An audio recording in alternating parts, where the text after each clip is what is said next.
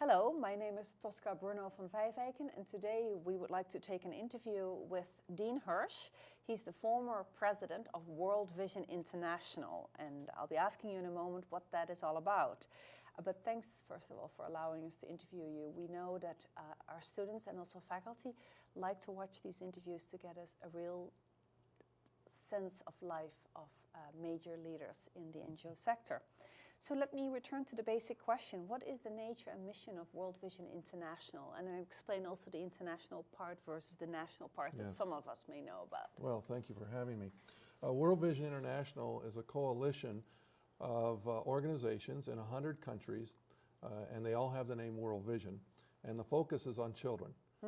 We are a faith-based organization, so we have Catholic, Protestant, Orthodox, and we focus on making a better future for children, partnering and walking along, and whether it be in the issue of international development programs, water, agriculture, housing, schooling, microfinance, or whether it be in food security, or whether it be in the whole issue of advocacy. But there's 100 World Visions in the world, and they report to the president of World Vision International, and I moved the office from the United States of World Vision International, which is separate from World Vision United States. I see. And I moved the president's office to Geneva, Switzerland. I see. And so in my last years as president, I was based in Geneva, Switzerland. I see. And you left in 2010? I left in 2010. So about after 2 years ago. I was with World Vision 35 years. Right. Which is very unique. That is. And I was president for 15 years. Yes. And just to make sure that we understand the scale and scope of World Vision, you are probably amongst the northern development NGOs the largest one in World Vision budget. And The Economist and others has named World Vision as the largest private organization in the world. In budget, over $2.5 billion. When I became president, we were at $400 million. So a major player in that sector, and therefore also a major player towards governments and other players in global governance. How did you first become interested in transnational, whether it's humanitarian assistance or activism or advocacy, whatever portion of the work that first attracted you? Well, my entry into World Vision was unique in that I was going to take a career in designing computer systems. Is that right? And a friend of mine contacted me from World Vision and said, could you have lunch with us? And the day I had lunch with them, a very senior person was resigning to go to the Jet Propulsion Laboratory. I was offered a job at lunch. I was a consultant at that time, and so I said I would help him. But once I got inside the organization, I only stayed in the computer area for about a year because I got so interested in the issues of justice, of development, of humanitarian assistance, and I started focusing on Africa.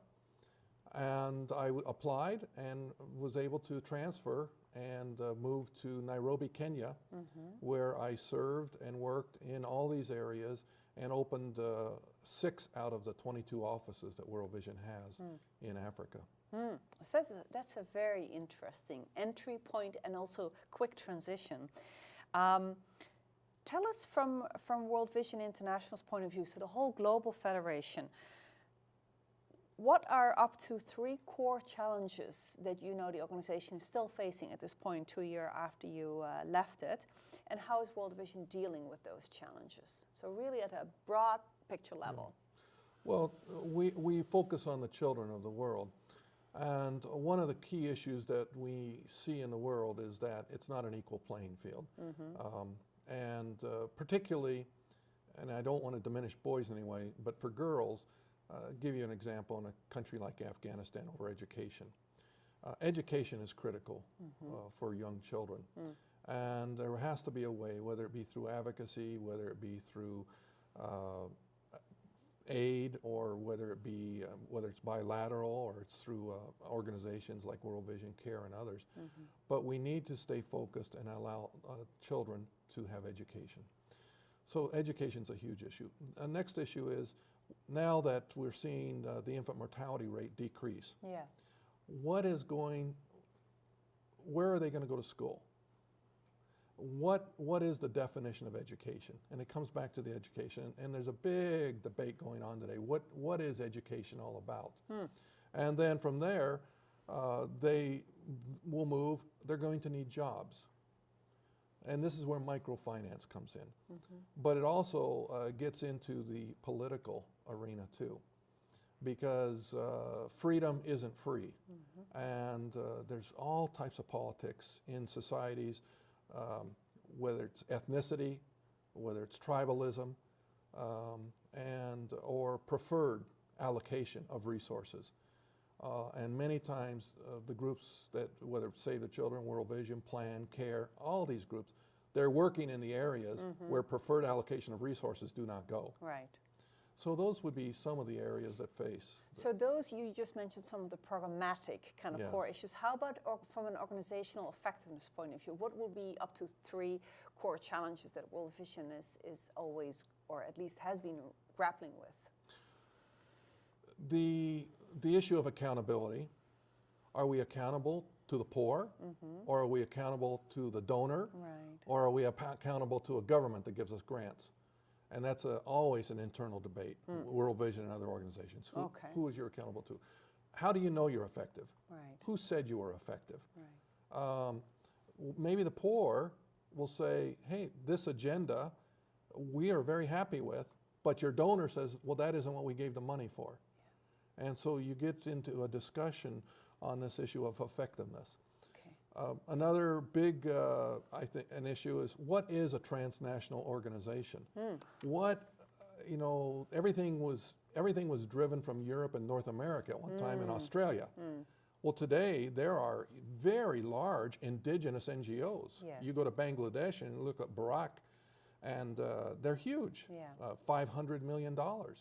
Indigenous. Right. And now they're spreading their tentacles into Europe and other countries. Yes. So where is that North-South dialogue? And I think that's a big issue, a positive discussion. It is. And for World Vision, we're in 100 countries, but the majority of our staff are all indigenous, and our leadership is indigenous. And then that brings in the whole issue, where's the governance? Who's in charge of this thing? And who decides? Is it driven from the north? Is it driven from the south? Very interesting, but very complex in a large federation. Very complex, like but very exciting and energetic, and a lot of enthusiasm. And you still obviously have retained that enthusiasm after all those years of leadership. You've already talked about my question about defining effectiveness, but let me ask you one follow-up question though. How, in terms of practical approaches, how does World Vision tries to assess and to know when it is effective? Well, the first situation is to have an effective program, you have to establish relationships with those that you're working with.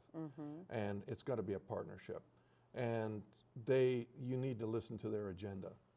And can we walk with their agenda? The next issue is you got to have benchmarking. There has got to be an evaluation of what is the child infant mortality rate, how many girls are going to school, what is the socioeconomic situation, so that you have something to measure against. You mean kind of from a baseline perspective? From a baseline. I've seen organizations that go in, there's no baseline data. And yes, they'll always be successful, but what are they measuring? Again. So the question is, where's the baseline data? And then you don't wait to do evaluation until the end. You have to have intermediary evaluations that are taking place in different sectors, whether it be water, agriculture, whether it be the health, so that when you come to the end of a grant or your engagement, you say, okay, here are the steps we've made. Maybe you haven't reached the level you wanted to, but we're at this level, and maybe for that situation, it's appropriate and right. Evaluation's critical, and I'm a proponent. I've pushed the UN very hard on this, and the US government, that in every program, grant that they make, there needs to be an evaluation funding component. It shouldn't be the last thing thought of, and then, well, the budget has to be reduced, so evaluation's gone. No, it's got to be there. And built right in. From the beginning, right. Okay, last question. What leadership skills, both formal skills and informal skills, did you feel when you were both second-tier and top-tier leader in World Vision International are critical to being an effective leader in that particular organization. What did it mean to be a good leader in World Vision's context? I would say to be a good leader in World Vision's context, a number of things. Number one, you got to be a good listener. Mm-hmm. You've got to put your paradigms aside and what you were taught. Okay. You need not only to be a good listener, but you need to be a learner. Always be in a learning mode. Mm-hmm. When I lived in Africa for over 5 years, I knew less about Africa when I left than when I arrived. Mm. It was far more complex than I ever thought. Over 50 nations, everyone unique, the people are beautiful, and the question is, how do you engage with that? Yeah. I think the other thing is large NGOs, transnational NGOs, they are also businesses. Yes. And simple things, you need to know how to read a balance sheet. Mm. You need to know how to read different reports. You need to know how to have compliance, whether it be with the EU, whether it be with USAID, whether it be with the Gates Foundation. So a leader who's going to move up needs to have, first of all, good field experience, mm-hmm. wherever that might be. Mm-hmm. They need to have good governmental relationships and have experience in that area.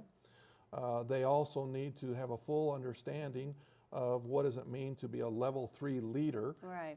Like some institutions promote. Yeah. And you also you need to know how to motivate people. Mm. 2 keys I learned: stay focused and stay strategic. Very important ones, but not always easy to achieve in the daily problem solving and crisis addressing and so on that you need to do, right? That's right, because you have distractions. Give you an example. You're working in the Horn of Africa and you're working in East Africa. Somalia can easily distract all your efforts through the disruption, mm-hmm. through the concern you have for security of your staff, through the high cost of that program. Mm. Or you can be in Asia, have wonderful programs going on, and all of a sudden a tsunami hits. Right. And everything you've done for a decade is destroyed, right. and the people have nothing. Or you can have issues with compliance, and these issues will distract you. And for the senior leadership, you cannot be distracted. You have to stay focused. Yeah. And you need to know how to use your people effectively, right. and delegate. And I guess the one thing I learned, hire people that were better than me all the time. Well, that's a really nice line to finish on. Thank you so much for this interview. Thank you very much.